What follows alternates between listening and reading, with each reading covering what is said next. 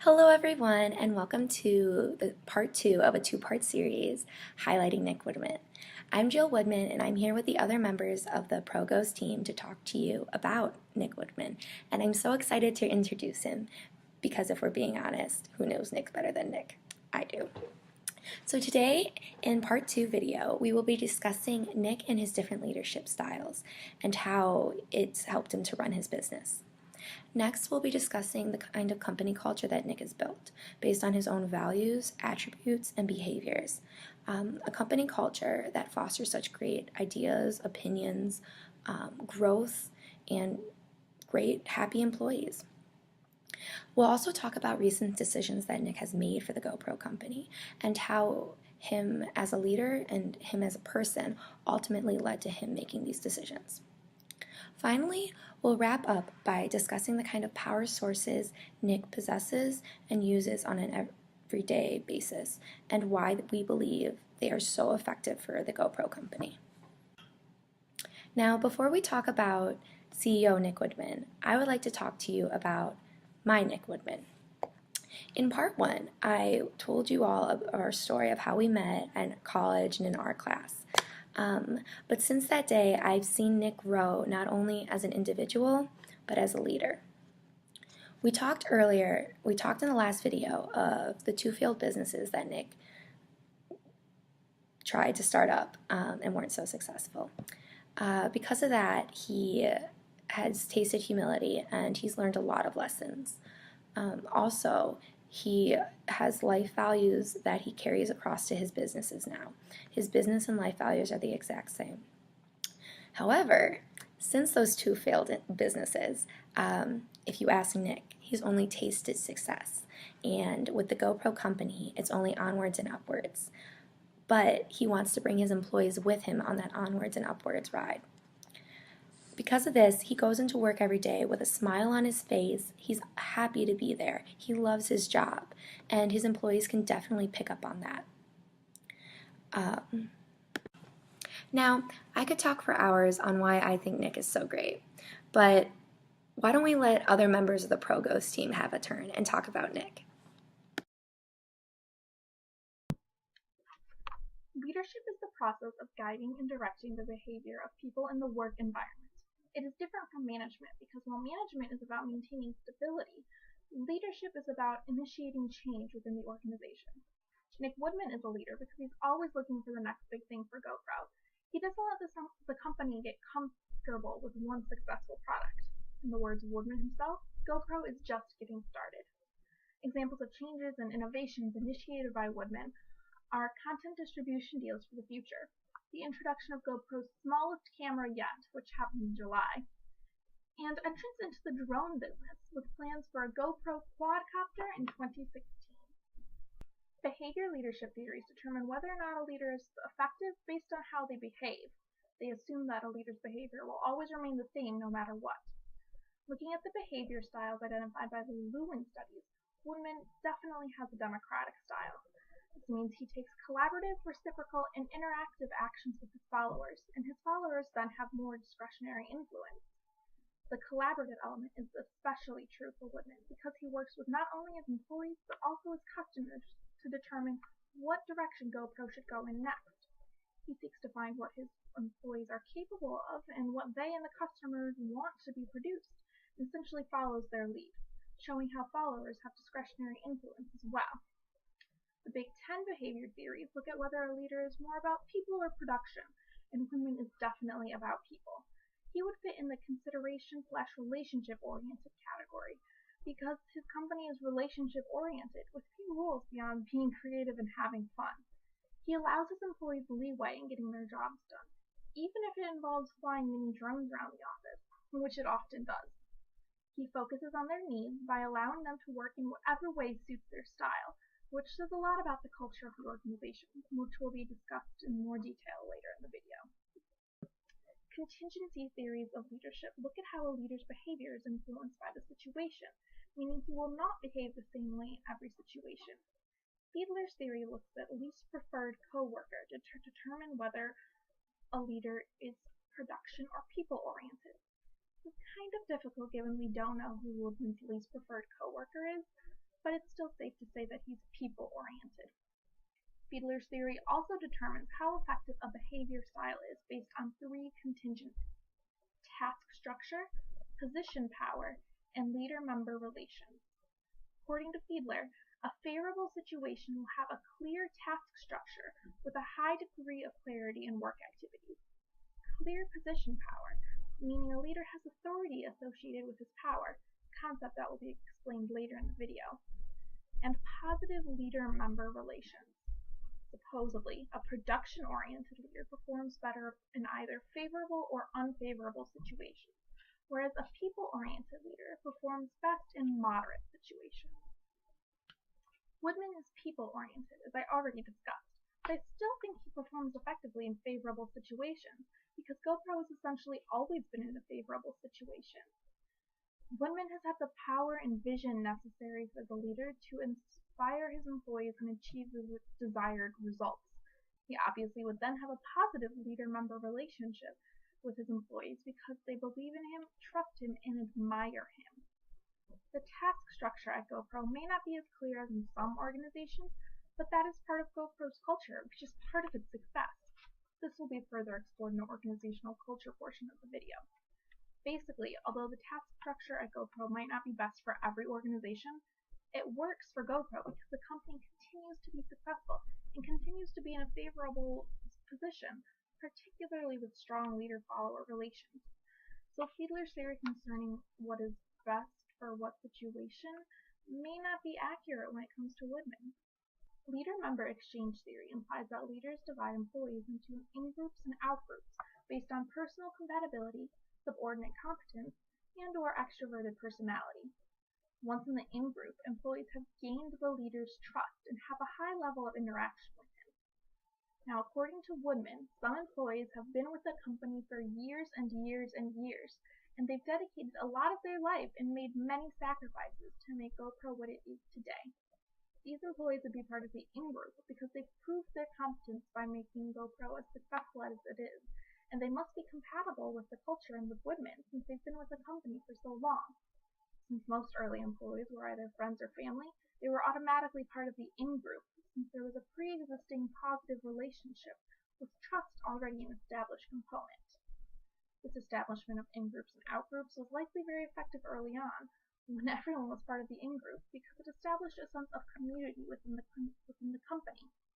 As the company continues to grow, however, it will likely be much more difficult for newcomers to become part of the in-group, which may make Woodman's leadership less effective if he appears to be playing favorites by favoring his original employees.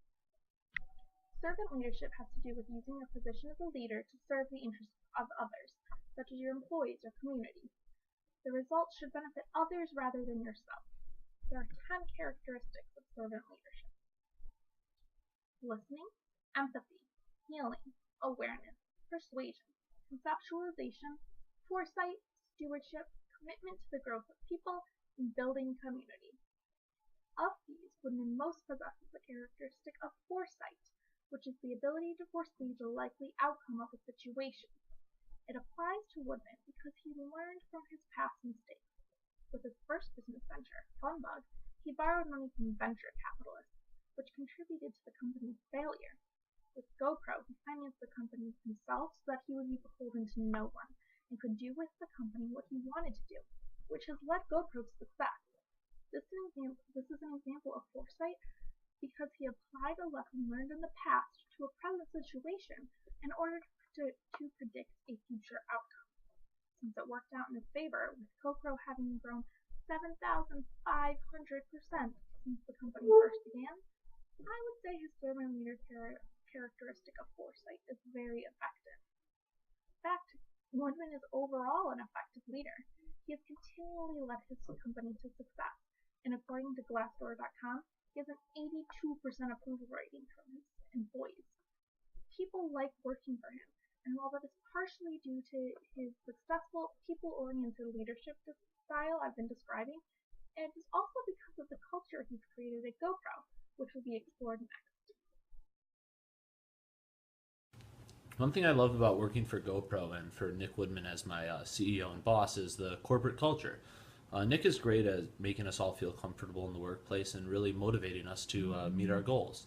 If I had to characterize the culture of the company, I'd say it's a fit and adaptive culture in the sense that it's molded around Nick's core instrumental values. Those being his sense of focus and motivation to promote the product. Seeing that focus and motivation that Nick puts towards the product and the company helps us as his employees strengthen our awareness of where the product's going and where the company's going, as well as helps us work together with other employees as well as customers and outsiders to help make everyone know how great GoPro is. Nick's key terminal values are also seen in the company culture, those being his open-mindedness and imagination. As you can see, GoPro is a very innovative product. They're always coming out with new models and new ways to use it. That is because of Nick's imagination to create a product that can be used for many different things. He really encouraged us as his employees to think outside the box and encourages the company as a whole to think outside the box. Additionally, his open-mindedness helps him work individually with each different part of the organization. He's very open to any of our suggestions or new ideas, which really helps us feel comfortable working for him. In the sense that the culture is adaptive, Nick's risk-taking and adrenaline-driven attitudes help us direct our focus on products that are going to adapt to the customer's ever-changing needs. We understand that the technology field is an ever-changing market. They're coming out with new models of every iPhone, iPad, and Mac every other day. So we understand that customers are going to want different uses for our product as the days proceed. Although Nick inspires change in each employee individually, we do not really deviate from the core structure of the company. I think that comes from Nick's strong value of family orientation. As I said before, Nick does spend every morning eating breakfast with his family before he comes into work. That shows how close he is with his family and how close he is with his company. He treats us like we're part of his family, and we really appreciate it for that. Another thing I love about working for GoPro and for Nick Woodman is how open our culture is. The culture that we live in every day as employees and the culture that we work in every day is the same culture that outsiders and customers are going to see.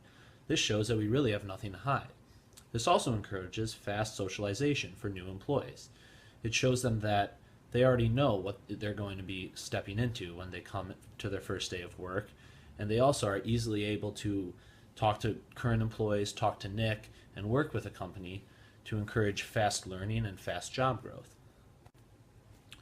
One example of how adaptive and open our culture really is the new GoPro Hero 4.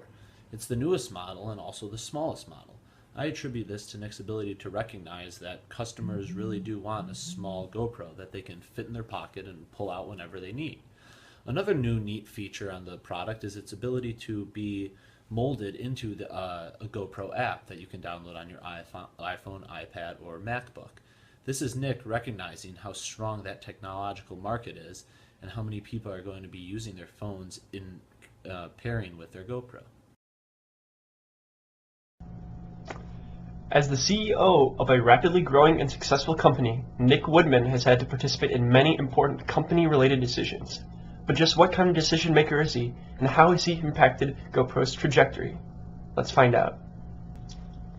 Managers generally have to deal with two types of decisions: programmed, or simple decisions with established rules to solve, and non-programmed, or newer, more complex decisions that require a creative solution. Nick does not seem to be the type to participate in programmed decisions. He has been vocal about his personal contribution to more influential problems that the company has faced, though. For example, when the company developed its first version of the GoPro, it ran on film.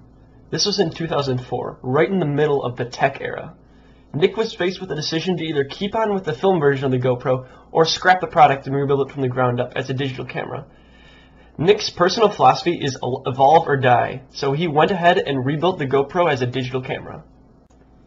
There are a handful of models that describe how managers make decisions. Of these, there are three major ones that encompass most managers: the rational model, the bounded rationality model, and the Z model.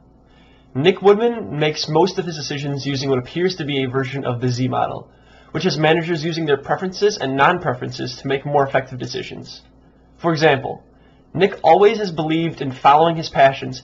That has been the driving force behind every decision Nick has made, from creating companies to hiring employees. Nick, like everyone, is not perfect. One thing has limited Nick's decision-making abilities, and that was the concept of escalation of commitment. Escalation of commitment is when a leader is unwilling to abandon a bad decision. The main example of this is when Nick originally started the company. For 8 years, he tried to start the company, and he essentially said he was making it up as he was going along. He recognizes now that he should have sought outside help with people who had more experience in it than he did in order to help make the company more successful more quickly. The process of making decisions is generally timely, and it should be assumed that no decision is unimportant. In order to more quickly make decisions, managers develop heuristics or rules of thumb in order to solve problems based on past experience. Nick Woodman has shared with the public a handful of his heuristics that he uses when making decisions. Firstly, he always believes that one should follow their passions, so he is very likely to be interested and motivated in solving problems that he is passionate about. Secondly, he fears failure, but not in the sense that he will not take risks. He entirely commits himself to any task at hand in order to be successful. Finally, and his most important heuristic is evolve or die, which you can see permeates the entire company culture and all the decisions he makes. He strives for optimization and improvement, so he always keeps that in mind when he makes decisions. How a CEO responds to risk and how much risk they are willing to take influences the type of decisions they will make immensely. Nick is rather odd in the way he handles risk. He has stated before that he has internalized a fear of failure, and as a result, he has a fear of risk. But just because he fears it does not mean he is unwilling to take risks at all. He will just only take the risk if he is willing to be 100% behind it and will follow it through to the end, which is quite responsible of him. Nick has surrounded himself with like-minded individuals starting from the company's very beginning. While this certainly is great for having a cohesive group and for minimizing disputes, it can also create problems when it comes to group decision-making. Specifically, this like-mindedness can result in groupthink, which is when the pressures of the group can cause deterioration of mental efficiency. Although the negative effects of a like-minded group can happen, they aren't always guaranteed. An employee from GoPro has outlined how their group decision-making process goes. He said, he, as in Nick, has laid out some very high-level goals for us. We do brainstorming sessions with Nick and the more advanced side of project and design and engineering teams. We go through a number of different meetings to lay out the key concepts, determining what the core prompts is that we want to deliver as a part of company vision, and the strategies that we want to go forward with. It's a sense of bringing people together. He also makes sure that everyone in the group has a say or an influence over the company's direction, which is participative decision-making. I guess the big question is Nick an effective leader and does he make effective decisions? But what is an effective decision? An effective decision has to be acceptable, it has to meet desired objectives, it has to be timely. First of all, are the decisions he makes acceptable? Nick is not in charge of, the employee side of things. He has let himself be more of a higher-up who is in charge of, the higher-level objectives. An acceptable decision is one that is good for those individuals affected by it. Nick himself is no longer in charge of all aspects of the company and is instead more of a director who shapes the company's trajectory and is involved in more high-level goals. Because of this, his employees are benefiting from a successful company, so I would say he's making acceptable decisions. All of Nick's goals have had an objective in mind, be it when he first created the GoPro to when he decided to change from the film to digital. It's all about doing better and evolving, one of Nick's heuristics. Finally, timeliness. While some may see that it took him 11 years to launch a successful company, he never stopped working on it. I would say his decisions are more, not timely, but that's really related to Nick's relaxed personality. While Nick might not be an extremely effective decision maker, he is certainly an inspirational person. Is Neil Dana, and as you might remember from the last video, I'm Nick Woodman's college roommate and first employee at GoPro. I'm going to talk to you today about power and politics at GoPro. First, starting with what is power? So power is a leader's ability to influence others, and might I add that Nick is very good at this. He thrives in leadership, and I'm going to explain a couple methods that he uses for that. So starting off, I'm going to start with reward. I think that this is his biggest power strategy that he uses. By definition, reward power is power based on an agent's ability to control rewards a target wants. So in our case, an example would be when me and Nick first started GoPro, he had the idea and he came to me because he needed angel investors who are people that initially fund the company, and he asked me, he laid out a very specific amount of money that he needed to start the company from basic materials, and told me that if the company ever went public, that I would receive 10% of the shares that ended up going public. 10 years later, in 2013, when the company ended up going public, I received that 10% of outstanding shares, which ended up totaling $229 million. Now, Nick could have easily shaved that and spoke more to the book value of the company, but he stayed true to his promise and used that reward method as a way to inspire me to invest in the company, become the first employee, and really stick with GoPro moving forward. So another source of power that Nick really kind of calls on and through his leadership is called referent power. And what that is elusive power based on interpersonal attraction to another. So basically what that means is we all see Nick and respect him based on his charismatic behavior, but we don't feel like he's superior to us. Instead, it's just another individual that we feel comfortable taking orders and kind of paying attention to and following his lead.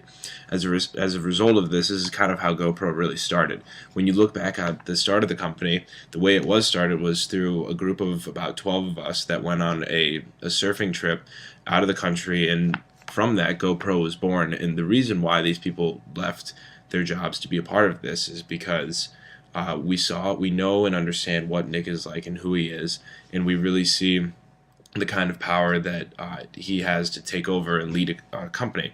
As a result, you also see when new employees come on board, they're most likely going to sit down and meet with Nick within those first couple of days of being on, because he doesn't want there to be some sort of a hierarchy within the firm. And because of that, he exploits referent power. One of the main reasons why GoPro is the company it is today is because of Nick's ability to leverage expert power, which by definition means an agent has specialized knowledge or skills that the target needs. And in the two examples I'm about to give, the target are two totally different people. So the first example is when Nick started the company, his main target was his father, who he needed the $200,000 big investment from to really get the company going after we had already gotten the prototype of the first product out. So what Nick needed to do, because his dad was an investment banker and understood that a company is more than just a dream, he had to lay out complete financial plans, estimated projections, and really emphasized on how the market is going to end up taking in his product, and it's going to be a profitable company. Because of that, he was able to take the company to the next level from being just out of his garage to actually being sold at throughout the nation and at different shops worldwide. From there, he was able to take his company to the next level from privately owned to publicly owned using the same skill, because he understood the company, the product, and he also understood that since he doesn't have extremely specialized knowledge in information technology to actually develop the camera, but since he had such specialized knowledge in actually understanding the market and the camera itself, he was able to go out and hire developers to really develop the software and the camera for the company, so that once it hit the market, or the stock hit the market and the company went public, the stock was able to do well and the company was able to use the stockholders' money to excel at a rate that it wasn't doing before. So because of Nick's ability to use expert power, GoPro has become a better company. Another really important thing to understand is how Nick influences employees to get work done. By definition, influence is the process of affecting the thought of another person. So how does Nick really affect how his employees do things? There are three different tactics that he definitely tends to employ. The first being rational persuasion. The next is consultant, and I would definitely say a big part is inspirational appeals as well. Now, one that he definitely does not use is called pressure, and we will go over that towards the end.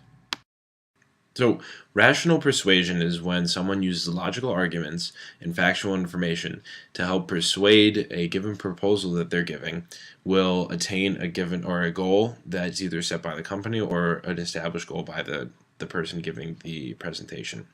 So an example of this is when one of the issues that Nick saw within his company and was brought up by larger banks was that their company lacked experienced senior management. As a result, Nick decided that it was logical for him to go out and seek or someone who had experience within the tech industry at another company. When he came across Tony Bates, who is the ex-CEO of Skype, Nick went to the board and presented his background as well as his experience managing a tech company, and said that if they were able to offer him a job as the president of GoPro, then their issue of having a lack of senior management in that field or experience in that field would be gone. As a result, he was able to convince the board, brought Tony on board, and he is now the president and a member of GoPro's board. One type of influence that Nick uses is called consultation, and what that is when a person seeks participation in making a decision to implement a policy, strategy, or change in the company. Nick does this every single day by sitting down and meeting with his main employees so that they can understand exactly what's going to get done that day, week, and also where the company is going as a whole. As a result, they're all able to kind of come together, give examples of what, or give ideas of what their department needs to be working on to come together and really influence where they want the company to go and give feedback to Nick on what he's saying to them as well. Another influence tactic that Nick uses is called inspirational appeals. By definition, this means emotional requests that arouse enthusiasm and increase the person's confidence that they'll be able to get a specific task done.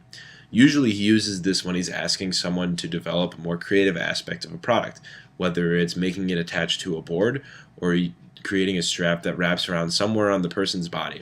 So an example of this is when Nick was deciding what other ways that he can attach a camera to a surfboard or a skateboard or a snowboard, is he asked his employees to go out and use the actual product and watch videos of people using the product and figure out ways that they can make that better. And what he did is he forced them to go out and figure out how they would try and change things, and Nick gave them the confidence that they have the audacity to figure out how to make the product better.